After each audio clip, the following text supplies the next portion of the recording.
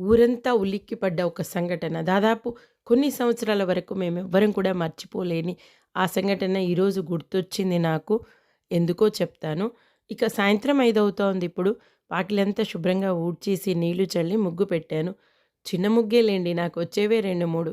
అవి రిపీటెడ్‌గా వేస్తూ ఉంటాను. ఇక మొత్తం ఊడ్చిందంతా వారం రోజుల పాటు అక్కడ ఆకులన్నీ ఒక చోట చేర్చి కాల్చేస్తూ ఉంటాను. చెత్తను కాల్చటం భలే ఇష్టం నాకు. ఇక ఈరోజు అలా మంట పెట్టేటప్పుడు ఒక్కసారిగా గాలి ఎక్కువగా వచ్చింది. మంట ఇలా పైకి ఎగిసేసరికి కొంచెం భయమేసింది. ఎప్పుడైనా సరే ఏదైనా మంట పెట్టేటప్పుడు వాటర్ బకెట్ పక్కనే ఉండాలండి. నాకు ఈరోజు అనిపించింది. అది గుర్తొచ్చింది నాకు. మా ఊర్లో జరిగింది.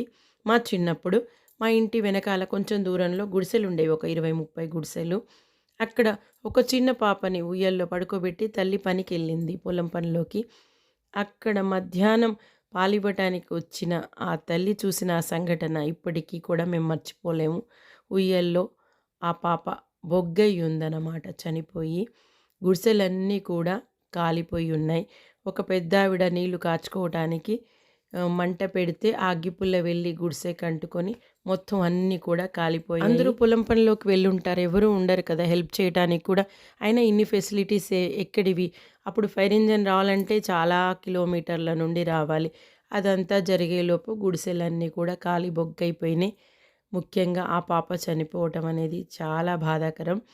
ఇక ఆ గుడిసెల్లో ఉన్న వాళ్ళందరూ కూడా పై గేరికి అంటే పైన సైడ్ వెళ్ళి ఇల్లు కట్టేసుకున్నారనమాట. ఆ ప్లేసు కొన్ని సంవత్సరాల వరకు అలాగ ఖాళీగానే ఉండిపోయి ఉంది. ఆ కనీసం కాలిన గుడిసెల్లో చెత్త కూడా తీసేయలేదు. వాళ్ళకంత బాధ అనిపించిందేమో. అది గుర్తొచ్చిందండి నాకు ఈరోజు.